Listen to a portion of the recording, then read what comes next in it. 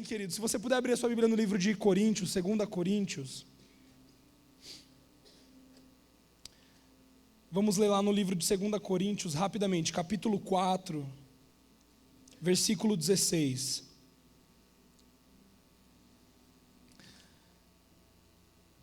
Quem abriu diz amém.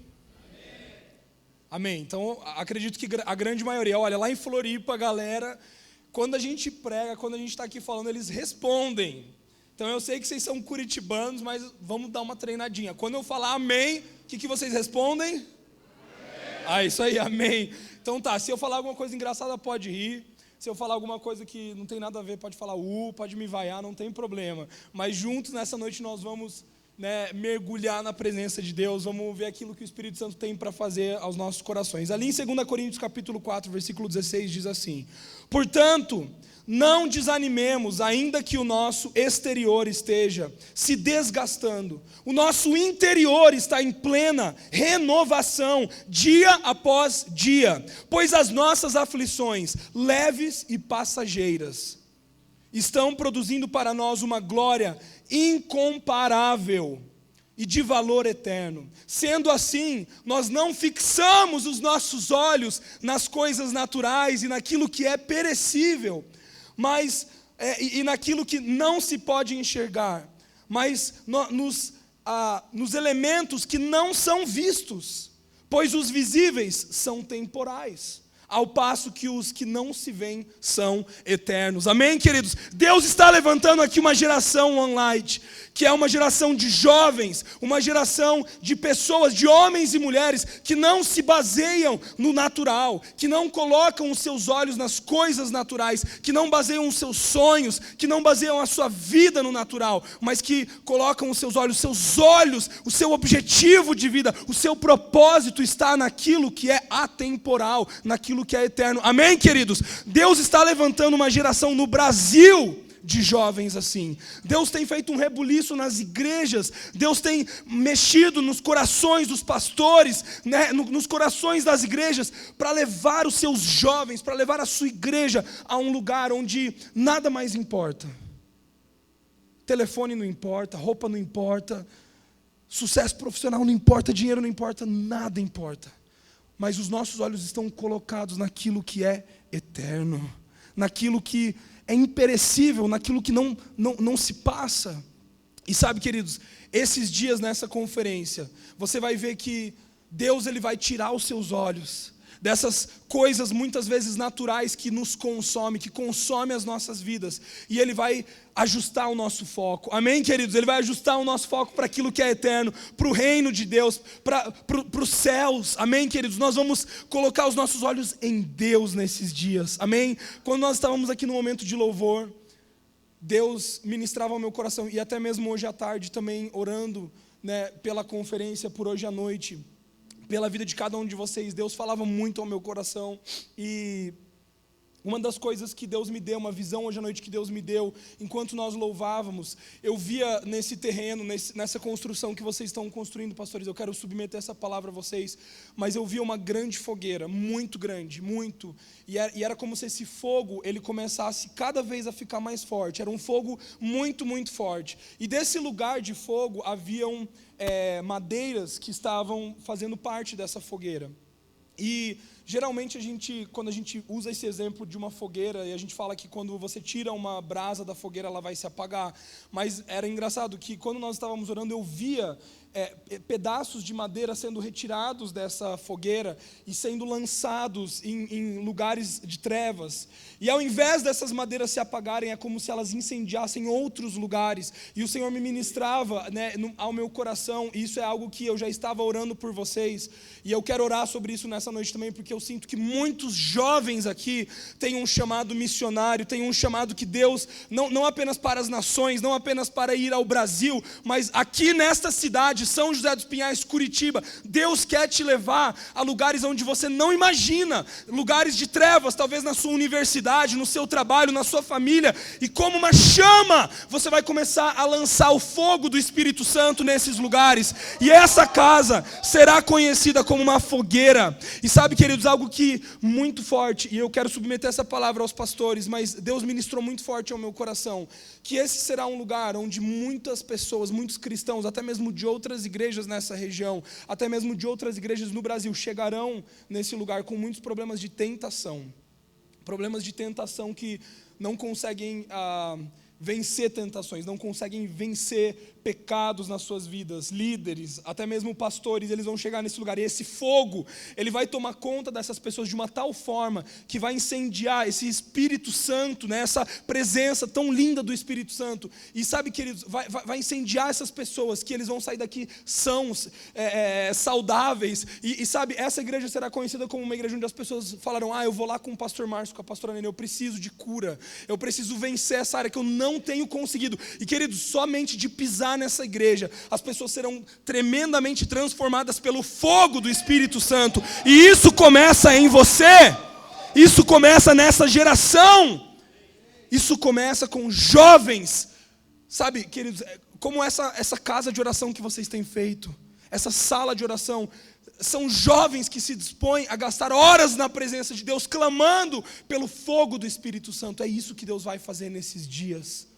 Amém, querido? Será que você pode fechar os seus olhos por um minuto? Deus, em nome de Jesus, nós te agradecemos, Pai, por esse dia. Nós te agradecemos por essa conferência, por aquilo que o Senhor está fazendo já nos nossos corações. Espírito Santo, agora quebranta, Pai, os nossos corações, sonda os nossos corações, e até mesmo, né, durante essa palavra, vê se há em nós algo, Deus, de mal, vê se há pecado, se existem erros e falhas no nosso caráter. Deus, com a Tua palavra, que ela penetre como uma espada de dois gumes, dividindo espírito, alma, corpo. Deus, que nós sejamos transformados, que nós sejamos renovados pela Tua palavra nessa noite. Deus, nós não queremos sair daqui iguais, mas Deus, transforma-nos de glória em glória, de fé em fé, na Tua palavra. Senhor, que como chamas, que como tochas, nós possamos sair deste lugar e incendiar a nossa família, a nossa cidade, as nossas universidades, Senhor, e em nome de Jesus, os jovens da cidade de São José dos Pinhais. Deus, nós te clamamos nessa noite, vem, visita-nos. Espírito Santo de Deus, visita-nos. Pai, nós profetizamos sobre esta igreja, jovens com um chamado missionário, que serão acordados nesses dias, pastores que o Senhor tem levantado, jovens que não se envergonham da Tua palavra. Deus, até mesmo nessa noite, já neste momento, que o Teu fogo comece a queimar os nossos corações.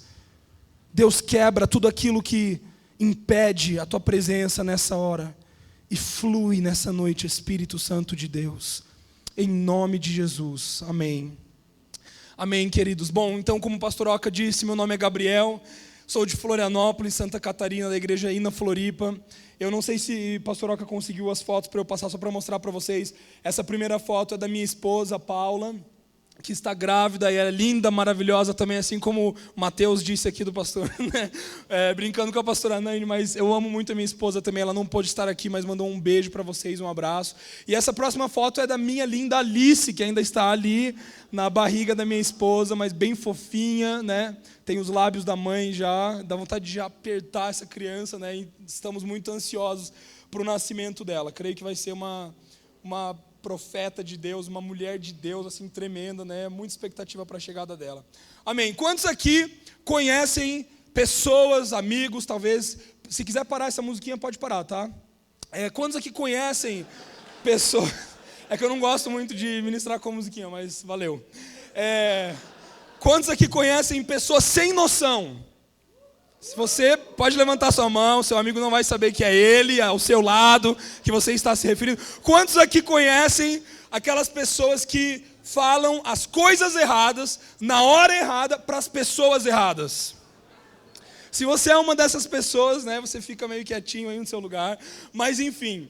O fato é que eu sou uma dessas pessoas, né? Muitas vezes eu falo algumas coisas que depois eu me arrependo, né? Claro que hoje Deus já tem aumentado a minha sabedoria em nome de Jesus, mas eu me lembro de um episódio quando eu era criança, né? Minha mãe sempre conta isso e eu rio demais com essa história, mas eu era criança, eu não me lembro que idade que eu tinha, acho que uns 3 anos, 4 anos, e nós estávamos viajando. Eu sou natural de Londrina, no Paraná, sou paranaense também.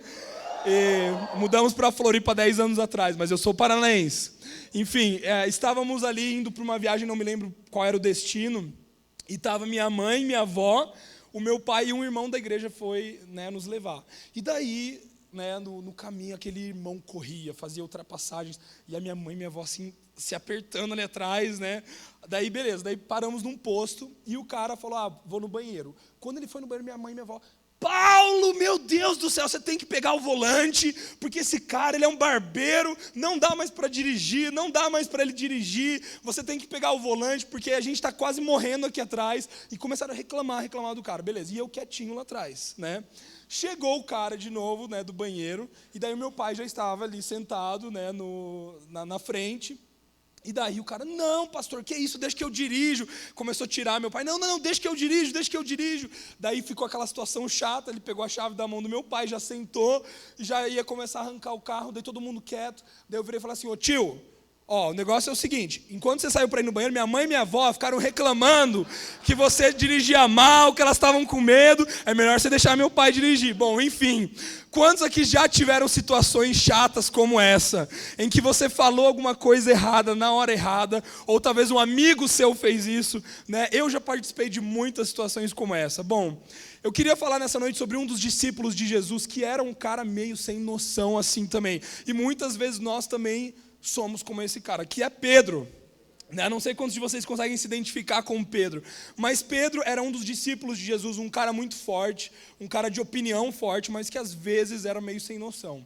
Bom, nós vemos aqui, ali em Mateus, se você já quiser ir abrindo comigo, Mateus capítulo 17, eu quero contar uma história para vocês hoje sobre uma passagem, na verdade, né, onde Jesus ele leva os seus discípulos até um lugar, e antes dele levar esses discípulos até esse lugar, Jesus ele começa a fazer milagres loucos, começa a levar seus discípulos a São José dos Pinhais, todo mundo começa a ser curado, né? As universidades, eu não sei quais são as universidades aqui, mas na região, mas ele começa a entrar nas universidades, os jovens começam a ser curados, o cego começa a enxergar, paralítico começa a andar, e os discípulos de Jesus estão vendo tudo isso, Pedro está vendo tudo isso, e Pedro participa de coisas loucas com Jesus, e daí, um capítulo antes ali em Mateus capítulo 16, nós vemos algo muito interessante, que Jesus vira para os seus discípulos e pergunta assim, meus discípulos, quem vocês dizem que eu sou?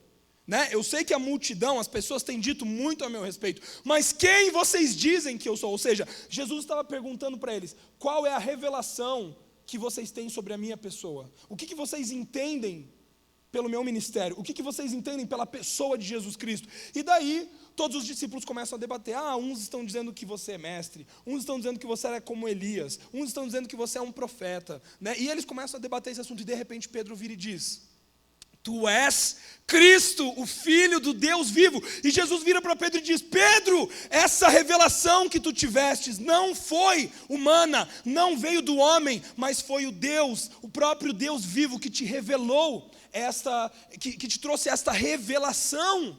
E ele diz, por causa disso, Pedro, sobre esta pedra eu construirei a minha igreja, e as portas do Hades não prevalecerão contra ela. E queridos, versículos depois, Jesus começa a compartilhar com eles sobre a sua morte. Jesus começa a dizer, mas meus discípulos, daqui a pouquinho o negócio é o seguinte, eu vou para a cruz, eu vou ter que morrer, eu vou ter que fazer um sacrifício. Jesus começa a contar para eles sobre o seu sacrifício de morte, né? E daí Pedro interrompe Jesus, ou seja, sem noção, né? Ele interrompe Jesus no meio da explicação de Jesus, e Pedro fala assim, Jesus, mas nunca que isso vai acontecer, você está louco que você vai morrer, a gente não vai deixar. O que Jesus responde para Pedro? Ele vira para Pedro e diz, arreda-te de mim, Satanás. O mesmo discípulo que momentos antes Jesus disse, sobre esta pedra construirei minha igreja, momentos depois ele está dizendo, arreda-te de mim, Satanás, porque essa revelação é uma revelação humana que vem de Satanás, não vem de Deus. Isso não vem de Deus. Então assim, Pedro era aquele cara inconstante, Pedro era aquele cara sem noção mesmo, né? Que em alguns momentos dava algumas bolas dentro, mas outros momentos o cara era terrível. E nós vemos ali, né, em Mateus capítulo 17, algo muito legal, onde Jesus então leva os seus discípulos. Né? Então vamos ler ali do versículo 1. Passados 6 dias, Jesus tomou consigo Pedro, Tiago e João, irmão de Tiago, e os levou em particular ao alto do monte. Queridos, quero te dizer uma coisa: Deus está te levando num processo nesses dias de One Light, nesses dias de conferência. Deus está te levando a um lugar de revelação. Deus, Ele quer se revelar. Jesus, o Senhor Jesus Cristo, quer se revelar a esta geração, a esta juventude. Jesus, Ele quer se revelar a mim e a você. Por quê? Não simplesmente para que nós possamos voltar à nossa casa e dizermos para os nossos pais: foi muito bom, foi muito legal, eu chorei, eu fui para o apelo. Não, mas para que nós tenhamos a nossa vida transformada e que nós possamos transformar o mundo com esta revelação que nós estamos tendo. Então Jesus, Ele leva, depois de 6 dias, ou seja, o número 7 na palavra de Deus significa perfeição, significa estar completo, né? O descanso de Deus. E eu acho muito interessante porque a Bíblia, queridos, é cheia de detalhes. Jesus leva eles no 7º dia. Passados 6 dias, no 7º dia, Jesus leva Pedro, Tiago e João em particular. Jesus está te levando a um tempo particular. Muitas vezes nós, como jovens, temos a seguinte crise: eu estou sozinho, ninguém me ama, ninguém me quer. Meu Deus, nessa igreja, eu venho aqui nessa igreja, mas eu me sinto sozinho mesmo assim. Queridos, isso é bom, porque Jesus, Ele nos leva por períodos na nossa vida, por momentos na nossa vida, tempos em particular. Muitas vezes Jesus estava com a sua multidão, 5.000 pessoas. Muitas vezes Jesus estava com os 12. Mas aqui, nessa passagem de Mateus capítulo 17, Ele está levando em particular os 3. Não se assuste quando você passar por tempos na sua vida em que você está se sentindo sozinho. Esse não é o momento para você ir para frente da televisão com um sorvete da Que Bom e assistir várias séries, né, durante um final de semana. Não é o momento de você pegar o seu iPhone e você ficar no Facebook durante não sei quanto tempo. Mas é o momento de você ir para a presença de Deus, de você vir para a casa de oração e você entender que existe um motivo pela qual Jesus quer te levar em particular. Existe um momento pela qual, existe um objetivo, existe um propósito pela qual Jesus está querendo te levar em particular. E Ele quer te levar para o alto do monte. Queridos, nós somos levados a montes e a vales. Com Jesus, nós somos levados a terrenos que muitas vezes nós desconhecemos, que muitas vezes nós precisamos escalar, que muitas vezes o sol está forte, está difícil. Jesus, eu não estou mais aguentando. E talvez você chegou nessa conferência dizendo: Jesus, eu não aguento mais. Parece que eu não consigo vencer as minhas tentações, parece que eu não consigo vencer o pecado, e eu estou me sentindo sozinho. Ou então: Jesus, olha os ministérios que eu estou envolvido, olha a minha vida como está, eu não tenho conseguido ter tempo para mim. E a gente fala muito isso dentro da igreja: eu não consigo ter tempo para mim, eu não consigo ter tempo para passear, eu não consigo ter tempo para os meus amigos. E a gente começa a colocar várias desculpas, quando que Jesus propositalmente está nos levando a um momento difícil nas nossas vidas. Por quê? Porque Ele quer se revelar de uma maneira mais profunda. Queridos, a dificuldade, as tribulações, as tribulações e as circunstâncias na nossa vida, elas produzem a perseverança em um caráter aprovado. Este é o objetivo de nós, como cristãos, passarmos por momentos difíceis. Então, não questione Jesus quando você estiver passando por um momento como esse. Talvez essa é a noite que você está passando por esse momento. Você chegou a essa conferência, enfim. Versículo 2. Ali Ele foi transfigurado na presença deles. Sua face resplandeceu como o sol, e suas vestes tornaram-se brancas como a luz. Queridos, na frente dos discípulos, quando eles chegaram no alto do monte, Jesus trouxe uma revelação que os outros discípulos não viram, uma revelação que a multidão não viu, mas uma revelação que, em particular, Pedro, Tiago e João tiveram da pessoa de Jesus. Agora, é importante a gente ressaltar o fato que Jesus os levou ao Monte Horebe, ao Monte Sinai, que são o mesmo monte no Antigo Testamento que nós vemos. Queridos, esse monte é um monte muito singular na palavra de Deus. Ele representa um lugar de encontro com Deus, ele representa um lugar onde a glória de Deus foi revelada a grandes homens na palavra de Deus. E nesse momento, Pedro, Tiago e João estão tendo o privilégio de serem levados a um momento a sós com Jesus. E queridos, na frente de Pedro, você consegue imaginar isso? Na sua frente, você vê Jesus se transfigurar. Eu não sei se isso passa pela sua cabeça, mas quando eu penso sobre isso, nem sei. Sabe, alguém que já tentou olhar para o sol, quando você olha para o sol, os seus olhos, não dá. Os seus olhos começam a arder, você não consegue ficar olhando para o sol. Aqui na Bíblia diz que Jesus, a face de Jesus, resplandeceu como o sol.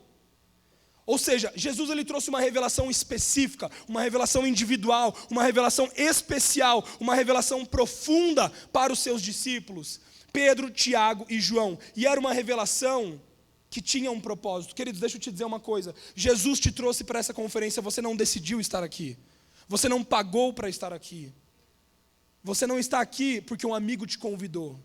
Mas você está aqui porque Jesus te trouxe a esse lugar. Jesus queria que você estivesse aonde você está hoje, sentado. Porque Ele tinha uma revelação especial para você. Ele tem uma revelação específica a você. Independente do que você tem buscado, independente do que você tem orado, Jesus Ele quer se revelar nessa noite a você. Amém? Amém. Vou treinar de novo. Amém? Amém. Quantos aqui querem receber a revelação de quem Jesus é? Amém, queridos? Eu quero te dizer mais uma coisa. Somente com a revelação de quem Jesus é, você vai conseguir mudar o mundo. Somente com a revelação de Jesus, quero ir além, você vai conseguir vencer o pecado. Porque a Bíblia diz, sujeitai-vos a Deus, resisti ao diabo e ele fugirá de vós. O diabo não vai fugir de você se você só ficar resistindo. E muitos cristãos se enganam com isso. Muitos cristãos vêm para a igreja, têm o primeiro amor, se convertem. Só que daí passam alguns meses e a pessoa ela está levando uma vida desleixada cristã, mas ela não está pecando, ela está lá. Agora ela vem para o pastor e fala assim, pastor, meu Deus, é muito difícil, eu não consigo vencer a pornografia, eu não consigo vencer isso. Por quê? Porque você não está se sujeitando a Deus. A Bíblia diz, sujeitai-vos a Deus, resisti ao diabo e ele fugirá de vós. Não resistir ao diabo e ele fugirá de vós. Existe uma fórmula, existe um segredo pela qual muitos de nós não temos conseguido viver uma vida de excelência como jovens cristãos. E daí a gente fica com aquele papo, cair de novo. Está difícil, não consigo viver uma vida de santidade, não consigo viver uma vida de pureza. E sabe, queridos, aqui Jesus está levando os seus discípulos a esta revelação porque Ele quer trazer algo muito profundo a Pedro. Vamos continuar ali. No versículo 3, olha o que acontece. De repente, imagina a revelação então. Eu quero que você imagine isso comigo. Na sua frente, Jesus ele se transfigura. O sol começa a brilhar na tua frente. Jesus ele começa a se revelar. A própria glória de Deus é revelada na sua frente. Você está vendo a glória de Deus na sua frente. E de repente, no versículo 3, surgiram à sua frente Moisés e Elias. Meu Deus do céu, a casa caiu. Meu Deus do céu, imagina o tamanho da revelação. Queridos, qual outra pessoa na Bíblia, na história da Bíblia, teve esta oportunidade de revelação, como Pedro, Tiago e João tiveram?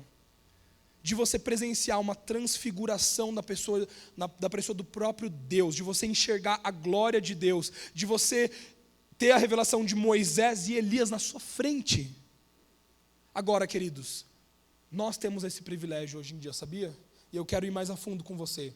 Moisés aqui traz a representação também, assim, lá em Êxodo capítulo 34, no versículo 34, 35, nós vemos Moisés subindo no mesmo monte que Pedro, Tiago e João, lá no Antigo Testamento, quando Moisés havia acabado de livrar o povo de Israel do Egito. Ele sobe no Monte Horebe, no Monte Sinai, para encontrar a glória de Deus. Só que naquela época, a glória de Deus era revelada a Moisés, e Moisés não conseguia enxergar a plenitude dessa glória. E mais, Moisés era cheio dessa glória, mas a Bíblia diz que quando Moisés descia do monte, tamanha era a glória que as pessoas não conseguiam olhar para Moisés. O rosto de Moisés resplandecia, a face de Moisés brilhava por causa da glória de Deus. Agora, queridos, a Bíblia também diz ali, se você quiser ler depois Êxodo 34, que nós não temos tempo, mas que com o passar do tempo, aquela glória ia se fade away, né? Aquela glória ela se desvanecia, ou seja, aquela glória, aquele brilho do rosto de Moisés se apagava com o tempo.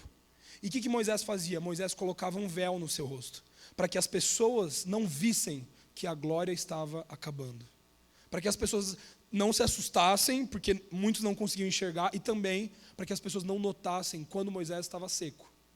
Em outras palavras, quando Moisés estava sem a presença de Deus, agora eu preciso voltar para o monte. Então, Moisés usava esse véu. Agora, sabe, queridos, muitos de nós continuamos usando esse véu. Muitos de nós estamos num lugar de encontro com Deus, estamos num lugar de ver a própria revelação de quem Jesus é, entendemos, Ele muda o nosso caráter, Ele muda a nossa vida, Ele cura as nossas feridas, Ele nos transforma, e daí nós entramos numa mesmice, e nós nos pegamos usando um véu. Por quê? Porque nós precisamos ser perfeitos. Sabe, queridos, Deus não quer uma igreja perfeita. Isso daqui, esse lugar, não pode ser constituído por pessoas perfeitas. A igreja, ela é um hospital, onde pessoas doentes vêm buscar a cura, que é Jesus. Se você é perfeito, então você não precisa estar aqui, certo? Porque você já é curado, você já é completamente pleno em Deus. Por isso, queridos, que nós dependemos da glória de Deus dia após dia nas nossas vidas, porque sem um minuto na presença de Deus, a glória de Deus, ela se desvanece das nossas vidas. E aqui Moisés então está usando esse véu. Agora, eu acho muito interessante esse paralelo. Moisés no mesmo Monte Sinai, Monte Horebe, e agora Jesus leva Pedro, Tiago e João. Moisés é a representação da lei do Antigo Testamento. Jesus estava querendo trazer, queridos, não apenas uma revelação da pessoa dele, não apenas uma revelação de quem ele é, mas uma revelação da sua palavra, uma revelação da teologia, uma revelação do que significa a palavra de Deus. Deixa eu te dizer hoje uma coisa, queridos, que tem, ardido no meu coração como pastor de jovens, e é algo que eu tenho trabalhado muito com os nossos jovens em Floripa. Nós temos vivido numa geração decadente no Brasil, numa geração de cristãos que tem vindo à igreja, que tem participado dos cultos, mas que só sabem recitar uma música do André Valadão. Que na hora que uma pessoa está passando por uma necessidade, a pessoa não consegue ali orar por ela e com um versículo memorizado dizer, é isso que você precisa.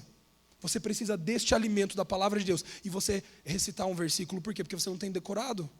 Você não tem a revelação da palavra, você só cita uma música.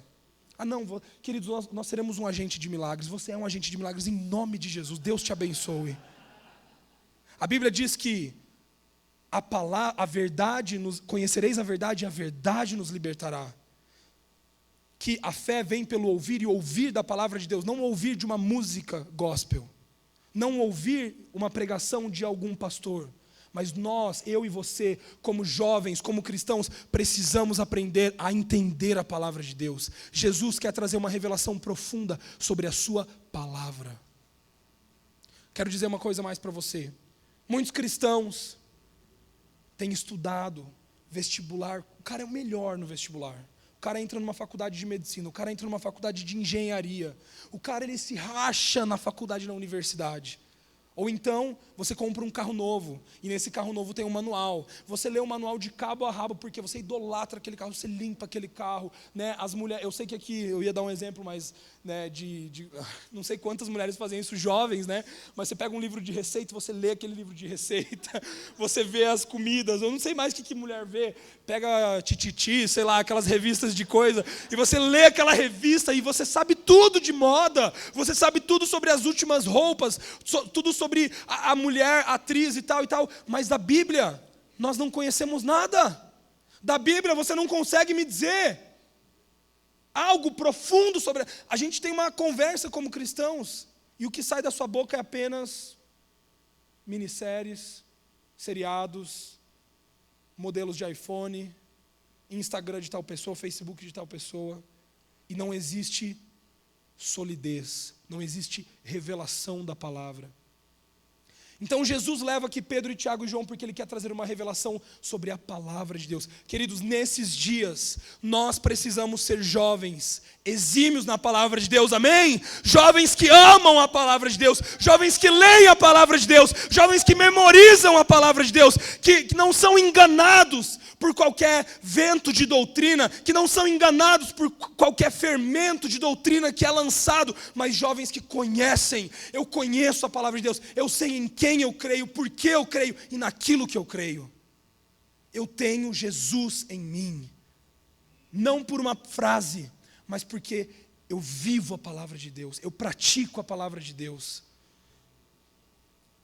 E Elias, queridos, Elias é um cara que eu amo muito. Elias, o mesmo homem, assim como Moisés, Pedro, Tiago e João têm uma revelação da pessoa de Jesus tem uma revelação da lei, da palavra de Deus, e agora Jesus traz uma revelação do profeta, da palavra profética. Queridos, nós precisamos ser jovens que conhecem a palavra de Deus e jovens que agem profeticamente nesta geração, como profetas que não se calam, mas como homens e mulheres de Deus que se posicionam, que sabem o seu lugar em Deus. O mesmo monte Sinai e Horebe. Elias, sabe quando que Elias vai para lá? Quando Elias havia acabado de matar os 400 profetas de Baal. Está lá em 1 Reis, capítulo 19. Se você quiser ler depois, a gente também não tem tempo, eu não vou ler agora. Mas Elias é levado a este lugar. Por quê? Porque após matar os 400 profetas de Baal, a Jezabélica, da rainha malvada, vira para Elias e diz assim: olha, manda dizer para esse cara que se até amanhã ele não sofrer aquilo que os meus profetas sofreram, ou seja, ele vai ver, né? Esse cara vai morrer. Agora, sabe, queridos, por causa de uma voz maligna de morte, Elias fugiu. Elias, que era um profeta, que havia acabado de obter uma vitória gigantesca, Elias fugiu, Elias se escondeu, e momentos depois, ali em 1 Reis capítulo 19, nós vamos ver que acontece o chamado de Eliseu. Se Elias houvesse ficado no seu esconderijo, se Elias houvesse ficado no seu poço de depressão, trancado na sua casa, dizendo: ai pastor Márcio, ai pastor Oca, eu não sou bom o suficiente, eu não consigo vencer esse pecado. Se Elias tivesse feito isso, ele não teria passado o manto, ele não teria passado o seu legado para Eliseu. E de fato o que tem acontecido na nossa geração é que muitos jovens não têm passado o legado, porque têm morrido de medo do sistema mundial, da voz manipuladora de Satanás na mídia, da voz manipuladora de Satanás, né, em tudo que nós temos visto hoje no mundo, no Brasil, em São José dos Pinhais, em Curitiba, em Florianópolis. Queridos, não é mais surpresa aquilo que o diabo tem tentado fazer neste país. Mas de fato, uma geração se levanta para não ser calada, uma geração em Deus, uma geração que se coloca diante de Deus como profetas que não temerão a voz de Jezabel. E queridos, quando Elias vai para o Monte Sinai, o Monte Horebe, ele encontra a presença de Deus, a glória de Deus. Você consegue entender aqui? Moisés, no mesmo monte Sinai e Horebe, encontra a glória de Deus. Elias, um homem, um profeta de Deus, encontra a glória de Deus. Mesmo monte. Pedro, Tiago, João, Jesus os leva a esse lugar e ainda traz Moisés e Elias. Eu não sei você, mas para mim essa é uma das revelações mais profundas que Jesus já trouxe na história, enquanto ele viveu aqui na terra. Uma revelação muito, muito profunda. Continuando ali nos versículos, antes eu só queria fazer um paralelo ali em 2 Coríntios, se você puder abrir comigo rapidinho, e a gente já vai voltar ali para Mateus 17, 2 Coríntios capítulo 3, versículo 13, versículo 18, já vamos ler o versículo 18, não, versículo 13 e versículo 18. Versículo 13 diz assim: não somos como Moisés, que se cobria com um véu sobre a sua face, para que os filhos de Israel não observassem que o resplendor em seu rosto estava se dissipando. Queridos, eu e você não precisamos mais usar máscaras, eu e você não precisamos mais usar véu. Nós temos que ser uma geração aberta, uma geração que se expõe, uma geração que chega aqui e diz assim: Jesus, este é quem eu sou uma pessoa imperfeita, eu sou um jovem imperfeito, eu dependo de ti, mas eu quero o Senhor, eu quero ser transformado pela tua presença. E no versículo 18, olha o que diz ali: mas todos nós que com a face descoberta contemplamos como por meio de um material espelhado a glória do Senhor, conforme a sua imagem, estamos sendo transformados com glória crescente na mesma imagem que vem do Senhor, que é o Espírito. O que Jesus está dizendo para nós aqui? Queridos, a nossa revelação, ela é crescente. A revelação que você teve ontem, a de hoje precisa ser muito maior. Na segunda-feira, quando acabar o OneLight, você precisa estar tendo uma revelação maior do que as que os pastores estão pregando aqui para você. A revelação vai ser no teu secreto, vai ser no teu momento com Deus. A tua revelação pessoal vai ser nos momentos em que você estiver passando por a situação mais difícil da sua vida. e você vai poder deitar a tua cabeça no colo de Jesus e dizer: Jesus, a tua graça me basta, está consumado, a tua presença me basta. Eu não preciso de relacionamento, eu não preciso de uma pessoa me bajulando, eu não preciso de amizades falsas, eu não preciso de roupa, eu não preciso de outras coisas, eu preciso de ti. Eu preciso da revelação de quem tu és, porque se eu não sei quem tu és, eu não sei quem eu sou. E nós precisamos aprender isso, queridos, que quanto mais você conhece a Deus, quanto mais você tem a revelação de Jesus, mais você conhece quem Ele te fez para ser. Quanto menos, me escute agora, quanto menos você busca a Jesus, menos você se conhece. E daí você começa a ter uma confusão. Você começa a ser uma pessoa meio bipolar, por mais que você não tenha um quadro de bipolaridade. Você começa a ser uma pessoa depressiva, porque antes você era super genuína e extrovertida, mas agora você é uma pessoa individualista, você não consegue mais estar com as pessoas. Por quê? Porque você não conhece quem você é. Você não, né? Por que muitos jovens hoje têm se entregado à homossexualidade? Porque não conhecem quem Deus é. E eu acho muito interessante isso, eu falei isso no GV na semana passada, que foi algo que estava incomodando muito o meu coração. Esse é um tema hoje que tem sido muito debatido no Brasil, a questão da homossexualidade no Brasil. E eu acho muito interessante porque, alguns anos atrás, existia muito preconceito no Brasil com relação a essa questão. Certo ou errado? Quem aqui é mais velho nas escolas ou nas faculdades sabe disso que eu estou dizendo. Se existia um assunto disso dentro da escola ou da universidade, as pessoas te linchavam, né? Elas zoavam da tua cara, elas, né, faziam um escarcéu ali para julgar aquela pessoa. Hoje em dia, se você fala alguma coisa contra a homossexualidade, você é linchado, não é? E sabe, queridos, o que Satanás ele tem feito? Ele tem pervertido, né, o sistema mundial, tem pervertido a nossa mentalidade nas séries de televisão, nos filmes, em todas as coisas que nós temos visto. A questão da homossexualidade ela tem entrado na nossa, na ideologia da sociedade brasileira de uma forma muito sutil. E sabe, eu me deparo, né, eu me lembro da história, eu gosto muito de história, quando eu estudava eu gostava muito de história, geografia, e eu me lembro, querido, da história. Se você parar para ver a história, você vai ver que o que nós estamos vivendo, nós estamos entrando num ciclo novamente. Porque os gregos, os romanos, eles tinham as suas esposas, eles tinham as suas famílias, e mesmo assim eles praticavam o homossexualismo. Os soldados gregos e romanos, aqueles fortões, machões, tinham experiências homossexuais, fora dos seus casamentos, tinham seus casamentos, tinham suas famílias, e queridos, é isso que nós estamos caminhando hoje como Brasil. É um assunto que tem se tornado, na verdade, tão normal, e as pessoas não conseguem enxergar, elas, né, ficam nesses debates contra as igrejas evangélicas, contra os cristãos. Sabe, queridos, nós precisamos tratar esse assunto como um pecado, é um pecado e ponto final. E nós precisamos entender que, como geração, nós precisamos nos posicionar. E eu quero te dizer uma coisa, se você não conhece quem você é em Deus, sinto muito dizer isso, você pode ser a mais mulher possível. Você pode ser o cara mais macho que tem na sua faculdade. Se você não conhece quem você é em Deus, o sistema mundial está nos levando a cair nesse pecado. Todos nós, como Brasil, estamos sujeitos a cair. Se você não conhecer. Então nós, como igreja, queridos, precisamos ter esta revelação de quem Jesus é. Agora eu te pergunto, quem Jesus é? Quem Jesus é para você? Qual é a revelação que você tem tido da pessoa de Jesus? Qual é a revelação que você tem tido no seu dia a dia, na sua vida pessoal, no seu coração? Vamos lá.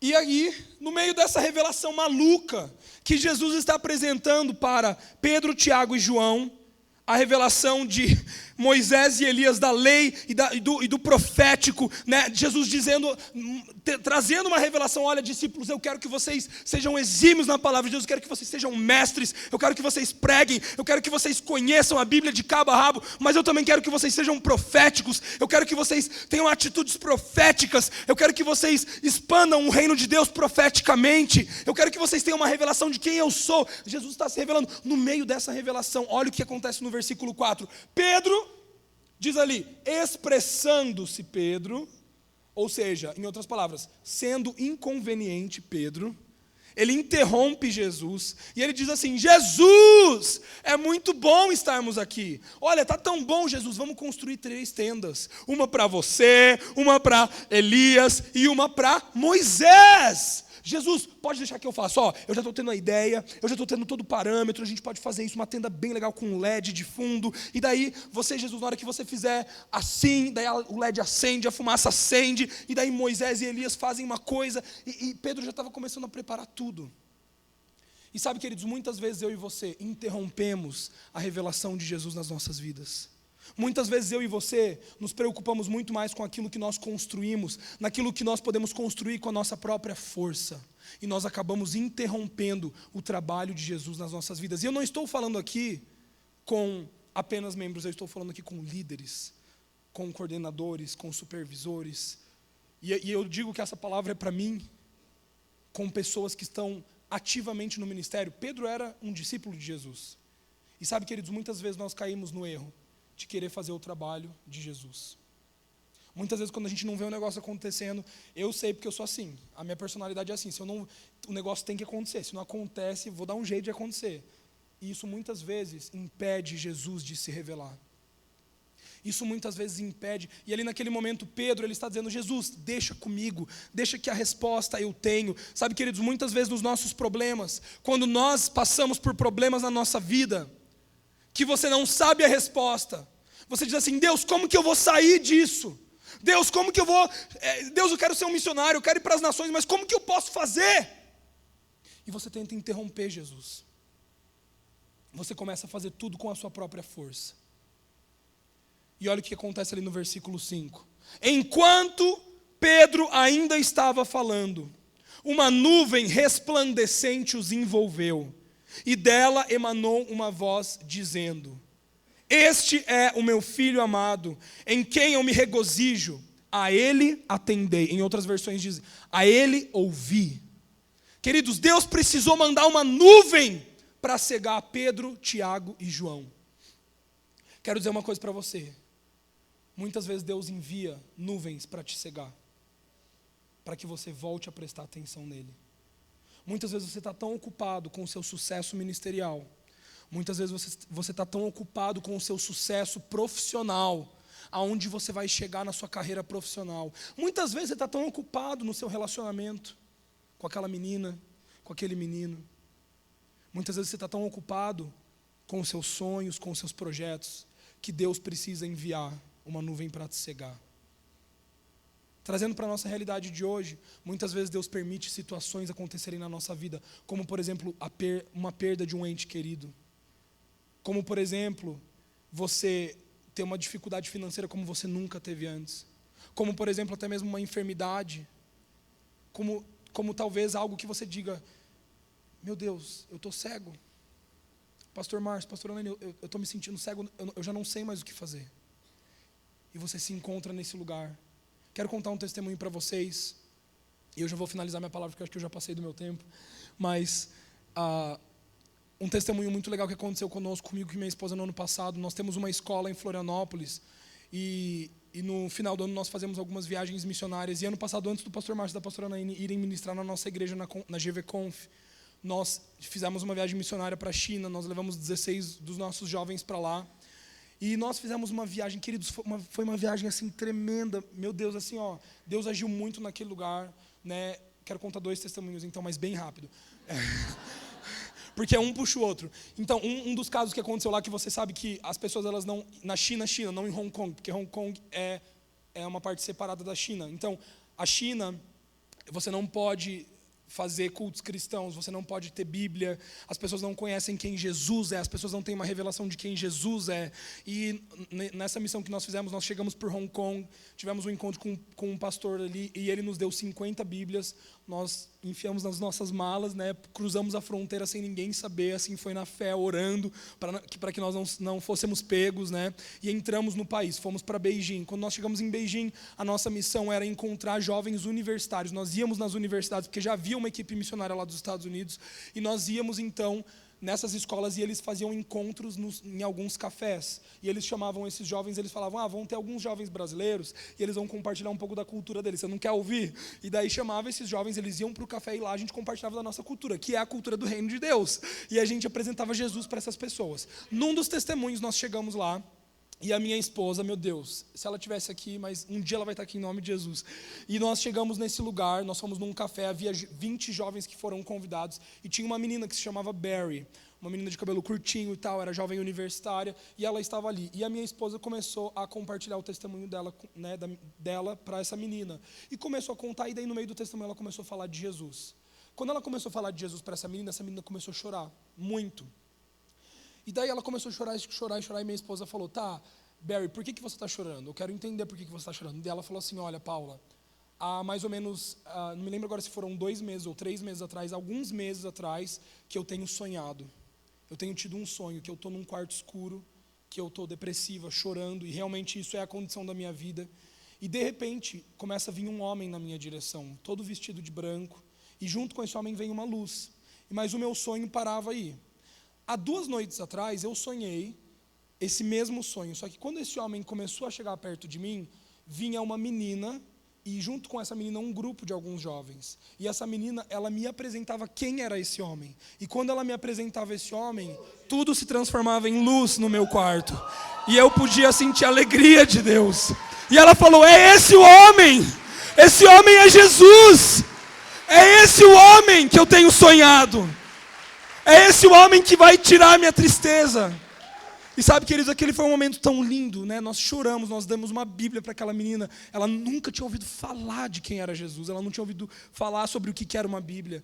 E ela pegou aquela Bíblia, nós oramos com ela, ela aceitou Jesus. Foi um testemunho tremendo, mas 2 dias depois daquele fato, nós fomos fazer um dia de turismo só que nós tínhamos livre. E nós fomos visitar a muralha da China. E a muralha da China é um lugar assim muito perigoso, né? Porque ele não tem uma segurança ali naquele lugar, né? Não tem uma segurança. Enfim, daí nós fomos visitar, e quando nós estávamos lá em cima, a minha esposa vira para mim e ela fala, Gabriel, eu estou sentindo, tem um espírito de morte nesse lugar, muito forte, um espírito de morte, tá muito pesado e tal, vamos embora. Daí quando nós estávamos saindo, na nossa frente assim tem umas escadas bem grandes, caiu um menino na nossa frente assim, ó, se estatelou no chão, todo ensanguentado, assim, um menino de 16 anos, né? E daí nós pensávamos que era aquilo ali, né? Que ela tinha sentido, né? Nós oramos por aquele menino e tal. Enfim, fomos embora daquele lugar. Quando nós estávamos indo embora, a descida daquele lugar eram carrinhos, como se fosse carrinho de rolemã. Meu Deus, pensa nisso, você desceu uma montanha de carrinho de rolemã. Enfim, né, eu não sei como eu estava com a cabeça de deixar todos os jovens descerem nesse carrinho, mas nós descemos e era um tobogã, era uma estrutura de tobogã, e você entrava nesses carrinhos, cada pessoa tinha um carrinho, e você só tinha um freio que você ia controlando aqui. E nós fomos descendo nesse carrinho, e eram 16 jovens. No meio desses 16 jovens estava minha esposa. E nós estávamos descendo. Quando nós estávamos descendo, tinha uma família ali na nossa frente, com um pai, uma mãe e uma criancinha. E daí eu estava na frente e eu já comecei a frear, porque eu vi que nós íamos bater naquele casal. E eu comecei a frear, só que a nossa velocidade estava muito grande.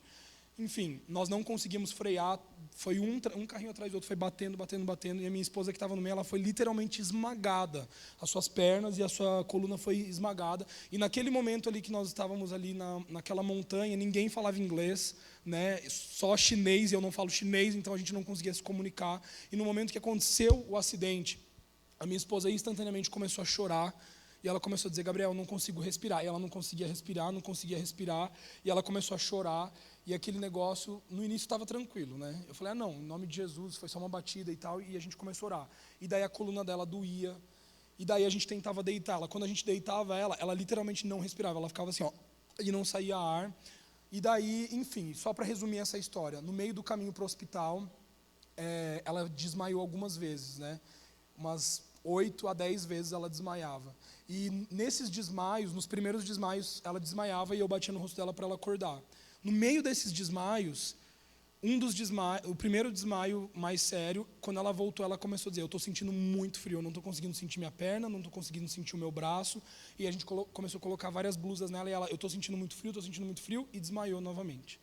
Quando ela voltou desse desmaio, ela estava com o olho arregalado assim aberto. E ela falava, Gabriel, eu não consigo enxergar mais nada. Está tudo escuro, eu não estou mais te enxergando, estou com muito frio. Gente, nesse momento, quando ela falou aquilo, assim, eu já comecei a chorar. Porque até então eu estava segurando bem, sabe? Eu estava ali, né, vamos lá e tal, Jesus, né? E naquele momento, né, foi muito difícil. e a gente estava no caminho para o hospital. Sabe, gente, naquele momento eu comecei a chorar. E a única coisa que eu podia fazer é clamar pelo nome de Jesus. Clamar pelo nome de Jesus. E essa palavra que eu estou ministrando para vocês aqui é algo que Deus ministrou ao meu coração, nessa situação. E Deus disse assim para mim: Gabriel, eu estou te cegando. Eu estou usando essa situação para te cegar. E Deus sabe por que Ele fez isso na minha vida. Né? Deus sabe o Pedro que eu estava sendo naquele momento, tentando construir as tendas, né? Tentando deixar tudo bonitinho. E Deus, Ele teve que usar uma situação como essa, mexer na minha família, mexer na minha esposa. Nós estávamos recentemente casados há alguns meses. E naquele momento foi terrível, assim. Quando nós chegamos no hospital, ela fez todas as tomografias, radiografias, e os médicos falaram: é muito sério, né? E eu já achei que havia tido alguma perfuração, né? Que havia quebrado algum osso, havia uma perfuração num dos órgãos, porque ela não estava conseguindo respirar e tal, mas não havia sangramento. E daí nós fizemos todas as tomografias, fomos para um outro hospital, oramos muito por ela, e gente, nenhum osso quebrado, nada, não havia nenhum osso quebrado. Ela foi medicada, né, durante a noite naquele hospital, passamos a noite no hospital, ela voltou, só que quando ela voltou para o Brasil, ela ainda não conseguia se mexer. Ela não conseguia mexer a coluna. E na noite, acho que no dia 8, antes dos pastores irem lá para Floripa, que a GVCon foi no dia 15 de novembro, no dia 8 de novembro, nós fomos ordenados pastores de jovens lá. E, queridos, nessa noite, os pastores impuseram as mãos sobre ela, e ela foi completamente curada. Ela saiu da igreja se mexendo, e naquela noite ela engravidou. E hoje nós temos a Alice. E hoje nós temos a Alice, né, como uma prova do milagre de Deus. Vocês acham que eu ia aguentar, gente? Já passando alguns dias ali, né, sem chegar no finalmente. Não, ali era noite, né, para ir. E foi uma bênção, foi tremendo, né, o que Deus fez. Mas eu quis contar esse testemunho só para você, queridos, para dizer o seguinte, que muitas vezes, Jesus permite situações que aconteçam nas nossas vidas para nos cegar. Situações muito difíceis que você vai se sentir sem chão, que você vai dizer: tá, mas Jesus, e as suas promessas? E os seus sonhos para mim?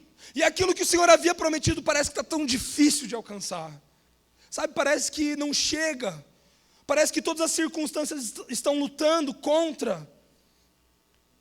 E ali no versículo 5, eu acho muito interessante porque Deus diz: este é o meu filho em quem eu me comprazo. Gente, mais uma revelação de Deus. Aonde que Deus fala isso?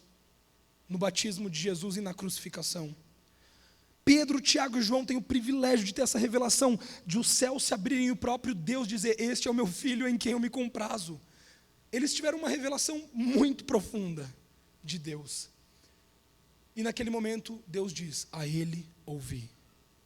Sabe, queridos, muitas vezes Deus, ele vai te cegar para que você possa ouvir a voz dele, para que você possa voltar os seus olhos a ele. Eu gostaria de chamar o teclado aqui, o cara do teclado, para começar a tocar. Versículo 6 diz: ao ouvirem isso, os discípulos prostraram-se com o seu rosto em terra, ficaram atemorizados. E então Jesus aproximou-se deles, tocou-lhes e disse: levantai-vos e não temais. Queridos, nessa noite Deus está dizendo a você, Jesus está chegando até você, Ele está dizendo: não se atemorize, não tenha medo do futuro.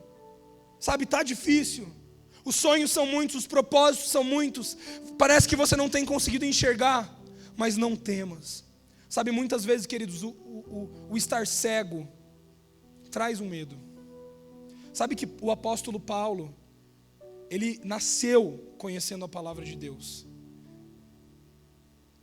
Os pais dele educaram ele na palavra de Deus no Antigo Testamento. Paulo conhecia a Bíblia. E quando Paulo teve a revelação ali em Ananias, quando seus olhos foram cegados, Deus precisou cegar Paulo para chamar a atenção de Paulo, porque ele estava assassinando cristãos. O que acontece? Depois que Paulo volta a enxergar, teólogos e estudiosos dizem que um período de mais ou menos 14 anos, Paulo volta a Jerusalém e ele passa 14 anos da sua vida estudando a Bíblia tudo de novo, porque ele viu que tudo aquilo que ele tinha era uma revelação errada da palavra de Deus. Depois de a gente acha que Paulo, teve a revelação de Jesus e instantaneamente ele já começou a fazer a igreja. Não. Paulo passou 14 anos. Ele viu que os erros e as falhas que ele tinha cometido no passado, ele precisava voltar e obter uma revelação mais profunda de quem Jesus era, para que daí então ele pudesse ser enviado. Sabe, queridos, muitos de nós não queremos ouvir a Jesus. Muitos de nós temos nos acostumado com esse lugar do temor, esse lugar da cegueira. Eu já não consigo mais ver perspectiva na minha vida. Sabe, eu quero ser um pastor. Eu tenho esse chamado na minha vida, mas parece que não vem. Parece que não acontece. E Jesus vira e diz: levantai-vos e não temeis. Feche os seus olhos, queridos, por um instante. Eu quero que você pense na sua vida hoje. Quais são as circunstâncias? Sabe, talvez Deus ele tenha te levado a esse momento de dificuldade, você tem escalado essa montanha. Deus está dizendo para você: eu quero te levar em particular. Eu quero te levar sozinho. É um momento de você ter uma revelação de quem eu sou. É um momento de você me conhecer. É um momento de você aprender da minha palavra. Eu quero te usar como um profeta. Eu quero me revelar a você. Mas talvez você esteja se sentindo cego. Talvez você esteja se sentindo assim, sem chão. Talvez você veio para essa conferência e você tem dito: Deus, os sonhos são tão grandes, as promessas são tão grandes, mas parece que as dificuldades são maiores, parece que as circunstâncias são maiores. E nessa noite Jesus está dizendo: levanta-te e não tenha medo. O versículo 8, pode continuar com seus olhos fechados. O versículo 8 diz assim: ao erguer os olhos, a ninguém mais viram, senão somente a Jesus. Quando Pedro ergueu os seus olhos, ele não via mais a Tiago, ele não via mais a João, ele não via mais as pessoas, ele não viu mais a Elias, ele não viu mais a Moisés, mas ele apenas enxergava a Jesus. Os seus olhos colocados naquilo que é eterno.